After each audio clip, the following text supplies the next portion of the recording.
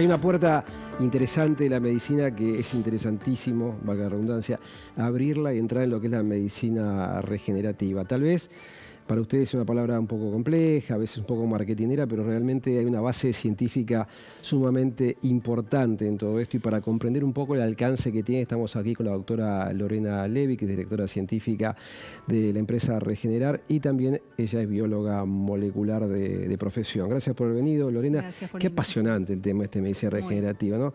Se habla mucho, se sabe poco. Hay a veces distorsiones con determinadas cosas estéticas, que, bueno, es border, pero me gusta hablar con vos porque sos bióloga molecular, te dedicás a esto hace muchos años, esta empresa que está hace 10 años, ¿no? Ya cumplieron 10 años el otro día. Cumplimos 10 años, gracias por la invitación. en la Argentina. Me llamó mucho la atención y me encantó una noticia reciente de Japón, donde aprobaron la comercialización de un producto que tiene que ver con esto, ¿no? Con reprogramar células que a través de esa reprogramación, y nos vas a explicar vos en detalle de qué se trata, generan neuronas que fabrican esa sustancia que le falta a las personas que tienen Parkinson, o sea, la dopamina que está en el cerebro, ¿no? Así es. Contanos este proceso tan espectacular, inmenso, para que la gente comprenda dónde estamos parados hoy y hacia dónde vamos. Bien. Ya hace muchos años que la medicina regenerativa se usa para lo que es la clínica, particularmente para traumatología y ortopedia, pero lo interesante es que hasta ahora nosotros tomábamos células o usábamos células madre que eran madre. Paralelamente, en la ciencia básica ya se había empezado a trabajar en agarrar una célula que no fuera madre, una célula cualquiera. Perdón, te paro un segundito, para que la gente comprenda si soy la madre, ¿qué significa una célula madre? Bien. Una célula madre es una célula que tenemos nosotros en todos nuestros órganos, en todos nuestros tejidos, que renueva nuestras células cuando una célula envejece, O sea, yo, básicamente. con la edad que tengo célula madre. Exacto. Si fuese más joven, ¿tendría más célula madre? No, la misma cantidad. La diferencia es que las células son más jóvenes, igual que vos cuando eras más joven. Ah, perfecto. Básicamente. Perfecto. Pero sí, estas células son las que todo el tiempo están renovando nuestras células, porque nosotros no tenemos las mismas células desde que nacemos hasta que morimos. O sea, hay unas células que son zombies, se llaman células zombies, que no hacen ninguna función, pero que consumen un poco de energía también, ¿no? Sí, algo así. Algo así. Bueno, hasta ahora nosotros estas células se utilizan en la medicina para regenerar tejidos cuando, no sé, nos fracturamos y el hueso hay que regenerarlo, hay que generar más hueso, cuando nos rompemos un ligamento, cuando se rompe un cartílago. En esos momentos se utilizan células madre, este tipo de células. Se sacan... Bien. Yo te pregunto esto, ¿no? Yo me fracturo, no sé, cúbito y radio, acá, estos huesos que están acá en el antebrazo. Voy al traumatólogo, me saca una placa, me dice, Capulla, tiene fractura de cúbito y radio. Y bueno, me ponen un yeso. No me dice te voy a poner sobre la madre. O sea, ¿estaría correcto que me diga te voy a poner sobre la madre? Estaría correcto, como por supuesto el yeso va igual, porque hay que inmovilizar, digamos, para evitar el desplazamiento. El hueso para evitar el desplazamiento. Pero sí es cierto que si nosotros pusiéramos células madre en esa fractura, ayudaríamos a que el hueso que se genere sea mejor que si no que no haya una cicatriz en ese hueso, digamos, ¿no? A ver, es mejor que si no lo ponemos. Explícame cuál sería el proceso si vos fueses traumatóloga y yo voy a verte con mi brazo roto. ¿Qué me dirías? ¿Qué hay que hacer? Te diría que tenemos que sacar un pedacito de grasita de la zona de la cintura. ¿De acá de la panza? Sí, de acá. De la zona del rollito le llamamos nosotros, sí, o claro, del flotador. Que eso va a ir a un laboratorio, que el laboratorio va a obtener tus células madre, que son las que se encargan justamente de generar hueso cuando hay una fractura, que esas células las vamos a multiplicar durante un tiempo y que las vamos a poner en la fractura. Pero vos sacás grasa. Sí. ¿Y cómo esa célula va a fabricar hueso? Las células madre mesenquimales, que son un tipo particular de células que tiene la grasa, pueden convertirse a cualquier tipo de tejido. ¿Y cómo haces para que vos cultives esa célula madre y haga hueso y no haga pelo, por ejemplo? Eso se lo dice el ambiente en donde vos las ponés. Si vos las pones en hueso, tu cuerpo le va a decir que tiene que hacer hueso. Si vos las pones en músculo, van a decir músculo. Entonces, ¿qué harías en el caso? Porque no es una fractura expuesta, es una fractura cerrada. ¿Qué va por sangre? ¿Cómo es? Se pone local. Se pone una inyección en el sitio de la fractura, digamos, en este caso. ¿No? ¿Y una vez sola? Puede ser una vez sola o puede ser más veces. En general para fracturas es una sola vez. ¿Y qué tiempo tardás en sacarme la célula madre de acá de la grasa, del rollito, cultivarla y colocármela? Más o menos 30 días. Y Depende del número de células, podría ser 20 también. Pero ahí ya estaríamos prácticamente en el periodo donde está consolidada la fractura. Sí, podemos hacer algo de un día para el otro también. Podemos sacar un pedacito de tejido adiposo, Ajá. sacar las células madre que hay ahí y poner solo No esas. cultivarlas. No cultivarlas, exactamente. Para tener una idea, ¿cuántas células sacás cada vez que sacás de acá? Alrededor de 3 millones. 3 más millones o de acá menos. sacás. Sí. ¿Y cuántas generás? Madre, ¿no? Sí, madre. Y si yo quiero, genero 60 millones, 120 millones, depende de lo que el médico pida. La gente preguntará, y yo también te pregunto, ¿cómo sabes que son células madre? ¿Qué tienen de características? Se les hace saber que son células madre, hacemos un estudio, se llama estudio de calidad, donde se mira la membrana de las células. Y de acuerdo a las moléculas que tiene esa membrana y las que no tiene, ambas cosas, la combinación de tener y no tener, nos da, digamos, si esa célula es o no es una célula madre. Bien, yo hablé recién, mejor dicho, no te hablé recién Sí. de Parkinson, Japón, Exacto. esta reprogramación celular que ya se está usando y ya autorizó, o sea, no estamos hablando de Japón, no es cualquier país, es Japón que autorizó la comercialización de este tipo de productos. Contanos cómo es ese proceso, que me parece que es algo de otro mundo. Sí, a diferencia de esto, que son células madre de una persona que se ponen en esa misma persona y son células madre, lo que se hace es, uno tiene lo que hace Japón o el laboratorio tiene un montón de células que son células de la piel, básicamente. Se llaman ¿Está acá esto para que lo expliques? Sí. Básicamente, Acércate si querés, ponete. Sí. Sí. Esto básicamente se saca un pedacito de... En Japón son donantes, digamos, Sí, son no son células de autólogas. uno mismo, Claro, exacto. no Pero son saca autólogas. un pedacito de piel, con esa piel se generan células que se llaman fibroblastos, Sí. que es una célula de la piel, Sí. no es una célula madre. Sí. Se multiplican esas células, pero esa célula así como está, lo único que podría dar es fibroblastos Claro. o piel. Entonces lo que se hace es poner un pedacito de material genético, o sea, de ADN, dentro del material genético, dentro del núcleo de estas células, o sea, donde está su propio ADN, y se reprograma la célula para que se convierta en célula madre. Y pueda generar, cuando yo la pongo, exactamente lo que hablábamos antes. Si yo la pongo en hueso, si la pongo en tejido nervioso. En este caso estamos hablando de tejido nervioso, ¿no? Es como, para que se entienda, para que yo lo entienda, es como que la reseteás, la llevas a cero. Exactamente. La dejás en blanco. Exactamente. Para después convertirla en lo que vos Exactamente. querés. La gente te preguntará también, ¿hay posibilidad de rechazo en esto? En realidad la célula madre es una célula que no tiene compatibilidad. Ujú. Cuando la célula se vuelve madre, es una célula, la compatibilidad tiene que ver con pertenecer a un tejido o no. La célula madre es de todos los tejidos y no es de ninguno. Y entonces no hay de alguna manera rechazo en ese sentido. Este Entonces, procedimiento le valió el premio Nobel a Yamanaka. a Yamanaka. Sí, Están los factores de Yamanaka que hacen este tipo de exactamente. operación. Ahora, la gente se dirá, ¿y cómo hacemos para que esas células que colocamos, esas neuronas, fabriquen dopamina? ¿Se colocan en el cerebro? ¿Se colocan en la piel? ¿Se colocan No, dónde? en realidad primero se le coloca el gen, esta pequeña modificación que se le hace pequeña y Pequeña, sí, sustancial, ¿no? gigante, sí. A las células es justamente uno les pone el gen para que generen dopamina, aparte de para que vuelva atrás y pase a ser una célula madre. Por eso la célula se llama célula madre inducida. Sí. Porque uno induce que haga lo que uno quiere. En este caso, induce células que genere células neuronales que generen dopamina. En otro caso, podría ser otra cosa. Esta técnica hace muchos años que se Me viene imagino que debe investigando. ser difícil cuantificar qué cantidad de células, qué cantidad de producción de dopamina. Porque si produzco poca, digo, hice el procedimiento y no sirvió. Y si coloco mucha, quizás, como diría la gente, se pasa. Sí, eso asumo, digamos, que el laboratorio hizo sus estudios de ver cuántos millones de células tenía que poner para que genere la cantidad de dopamina. De cualquier manera, el cuerpo de uno es sabio y hay un momento donde, digamos, el cuerpo compensa, ¿no? O sea, no es que la célula madre eternamente va a ser Claro. tejido adiposo, sino que está modulado por el microambiente en el que está, por nuestras propias células de defensa, por ejemplo. Claro. La respuesta inflamatoria le llamamos. Dicho esto, digamos, uno podría regenerar células de cualquier parte del cuerpo. Total. ¿Y cómo ves esto con respecto al envejecimiento, ¿no? Porque digo, tengo células viejas, no sé, de la boca, puedo regenerarlas y poner células nuevas en la boca, por decir cualquier cosa, o en la retina, en el ojo, para poder visualizar mejor. ¿Hay trabajos en ojo ya?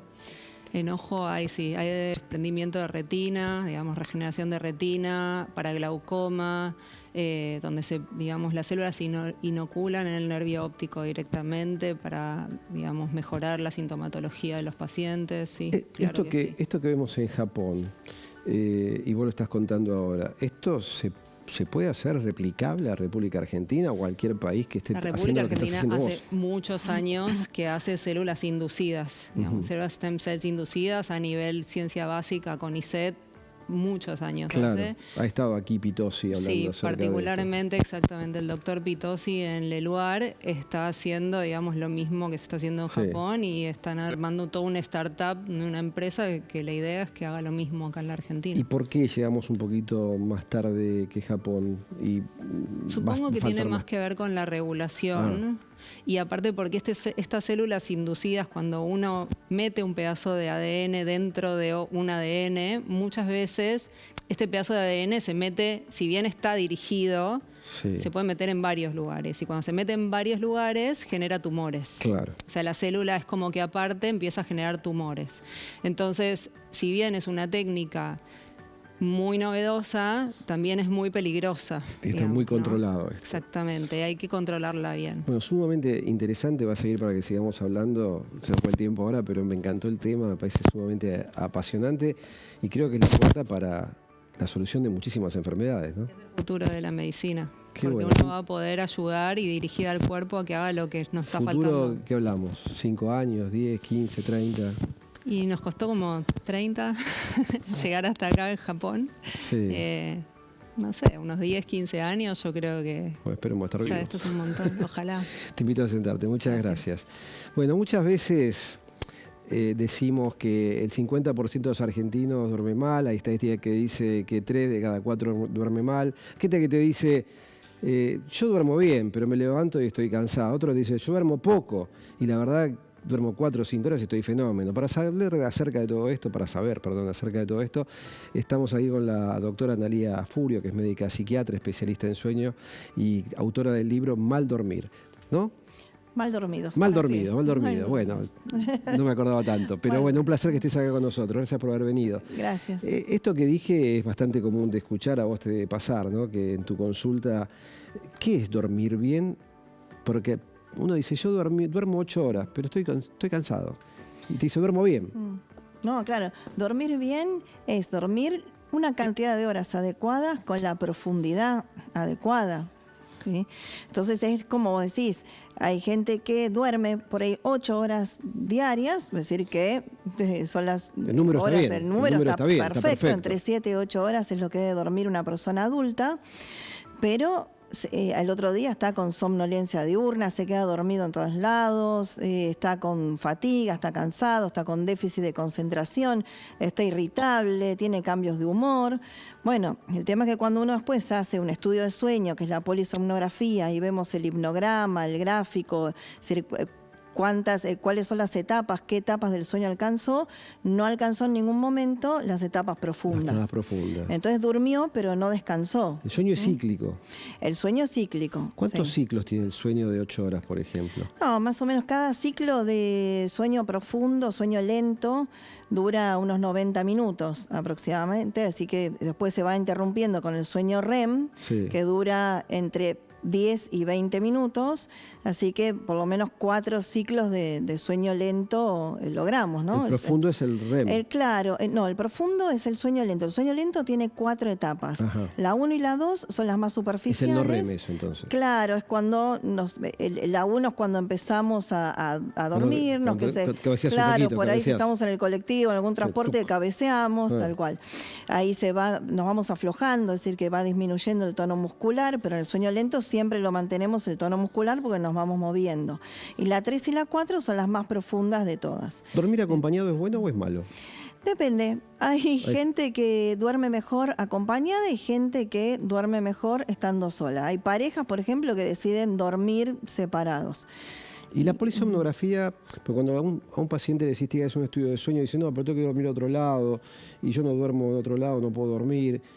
¿Cambió esa metodología? La mayoría de las prepagas hoy en día las hacen a domicilio, Ajá. así que no tiene que trasladarse a dormir en otro lado. No obstante, a veces no, algunas prepagas no las hacen a domicilio, el paciente tiene que ir y dormir en una institución acondicionada como dormitorio. Y duerme, a veces no duerme las 7 u 8 horas que duerme en casa, pero con que duerma 3 o 4 es suficiente como para obtener el registro. Si una persona duerme 5 horas y te dice, yo duermo bien, doctora, pero duermo 5 horas y no estoy cansado durante el día, ¿qué le decís a esa persona? Bueno, la calidad de sueño la medimos más que nada midiendo la calidad de la vigilia. Si esa persona que duerme 5 horas, que siempre durmió 5 horas y funciona bien al día siguiente, quiere decir que con esas 5 horas está bien. No obstante, por la experiencia en el consultorio, van apareciendo después algunas situaciones, alguna sintomatología que el paciente por ahí no las relaciona con que durmió poco. Por ejemplo, fatiga, mialgias, o sea, dolores musculares, cefaleas, que tienen que ver con dormir poco, pero no las asocia con eso, ¿no? Porque no es solamente la somnolencia, la consecuencia del mal dormir o del dormir poco, sino también una serie de cosas, trastornos gastrointestinales, un montón. Argentina es un país muy empastillado, ¿no? Que el vecino le recomienda, no, para dormir tomate esto, que está fenómeno, que yo.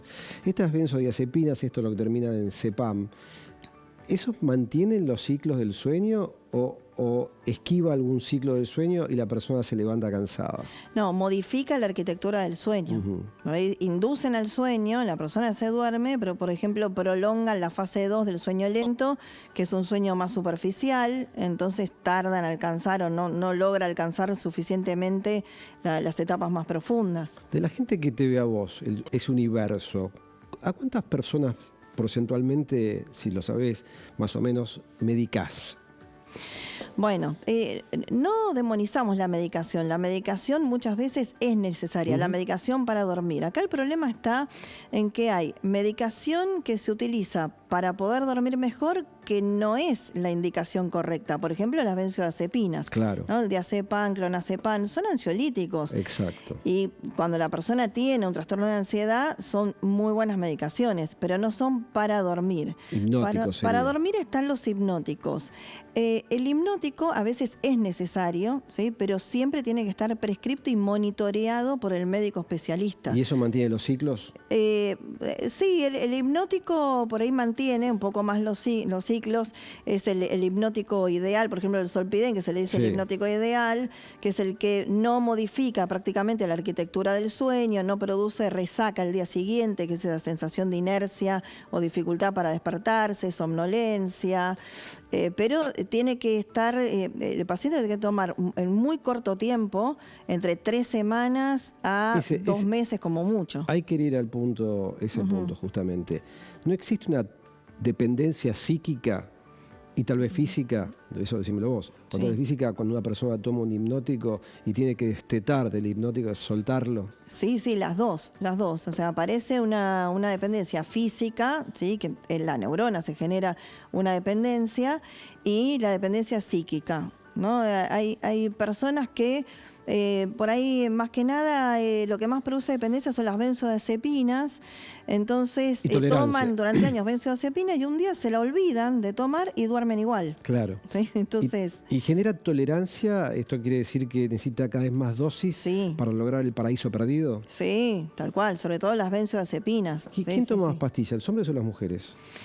Y hoy en día se están equiparando, más las mujeres son por ahí las que tienden más a tomar medicación para dormir, pero hoy en día estamos casi parejos con los hombres. ¿Esto lo mandaste vos? ¿Tratamiento? Sí. Higiene del sueño?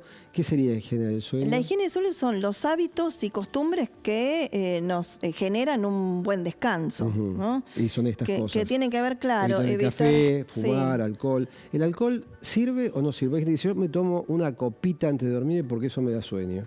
A ver, te va a dar sueño, sí, el alcohol induce al sueño. Lo que pasa es que produce lo que llamamos insomnio tardío, que es un despertar anticipado, ¿no? Me pongo el despertador a las 7 de la mañana, pero a las 5 me despierto y ya no puedo volver a dormir. Y altera también la arquitectura del sueño. Bien, ejercicio físico 3 o 4 horas antes de ir a dormir, Claro. no running, no tenis, no fútbol, 3 o 4 horas antes, porque venís con mucha adrenalina. Sí, aumenta el sistema simpático y además aumenta la temperatura corporal, ese es el principal factor. Y el principal inductor del sueño es la disminución de la temperatura corporal. Entonces, si hago ejercicio físico justo antes de dormir, aumento la temperatura y ahí... ¿Qué duerme mejor? Mejor dicho, ¿con qué temperatura duerme mejor? ¿Más cálido o más fría? Se recomienda más fría, ¿sí? Más fría. Siempre la habitación tiene que estar confortable. ¿Temperatura? Una temperatura entre 20 y 22 grados. Ajá, Algunos fresquito. hablan de 17, pero a ver, tampoco voy a poner el aire acondicionado a 17 grados. Primero que genero una complicación social, energética, y además tampoco es confortable dormir con frío, ¿no? Pero entre 20 y 22 grados está perfecto. Exponerse a la luz en horas de la mañana o temprano de la tarde. Minimizar ruidos, bueno, esto es importante, ¿no? Porque muchas veces hay ruido, uno tiene un perro, el perro ladra, entran los chicos, hacen ruido, la puerta. Bueno, suele pasar estas cosas. Sí. Luz, es aconsejable dormir con luz, porque yo digo, a ver, luz en la habitación de una persona adulta mayor debería haber para que esa persona cuando se levanta a la noche no se caiga, no tenga traumatismo, no caiga de propia altura. Tiene que tener una luz hasta llegar al baño. Sí, perfecto. Una luz Tenue, tenue. Lo mismo chiquitita. los chicos tienen miedo a la oscuridad, también una luz tenue. Acá lo importante es desconectarse de las pantallas, la luz LED. Si yo me voy a dormir con el celular, que tengo la luz LED, que es una luz azul, tiene una longitud de onda que inhibe en 5 minutos la melatonina, que es la hormona del sueño en el ser humano. ¿Y qué pasa con los televisores? Porque hay gente que dice, no, yo pantalla no uso, pero yo pongo una serie y me quedo dormido. No es lo recomendable, no es lo recomendable tener el televisor en el dormitorio, pero sí no influye tanto porque está a una distancia que no va a inhibir la melatonina. El problema es si yo tengo la pantalla a 6 centímetros de la retina. Incide directamente y enseguida provoca insomnio. ¿Qué porcentaje de la gente que te va a visitar tiene esta condición particular que es la apnea del sueño? Que la persona deja de respirar por segundos, a veces hasta un minuto. Y sí, hay bastante, en los varones más que nada, pero mujeres también. Generalmente va acompañada del ronquido y es algo bastante peligroso, es decir, lo tenemos que tratar, se tiene que tratar. Generalmente la que consulta o el que consulta es el que duerme al lado porque le molesta el ruido y el ronquido, ¿no? Pero acá lo importante es tratar al paciente, porque a lo largo de una noche estar varios minutos sin respirar, realmente eso predispone al infarto agudo de miocardio, al ACV, al accidente cerebrovascular, tal cual. Salen siempre avisos publicitarios de tratamiento de la apnea, cirugía, digamos, mascarillas. ¿Hay cosas que realmente sirvan para la apnea del sueño? Sí, sí. Primero hay que ver ese paciente, el tema de la higiene del sueño, ¿no? Que tiene que ver, por ejemplo, con el peso corporal, porque la obesidad, sobre todo la obesidad del cuello. Produce apneas obstructivas, el tomar alcohol, fumar. Entonces ahí primero empezamos a corregir todo lo que se puede modificar. Bien. Y si no, bueno, también a veces hay cuestiones estructurales de la vía aérea, que ahí las corrige el otorrinolaringólogo, por ejemplo, la longitud de la úvula, que a veces obstruye la vía aérea. Podemos hablar un día de apnea del sueño exclusivamente, te traes un aparatito para ver qué hay que usar para irse a dormir, claro, todas esas. Sí. Gracias por haber venido, muchas gracias por haber venido. Nos vemos como siempre la semana que viene aquí en Intelexi. Chao.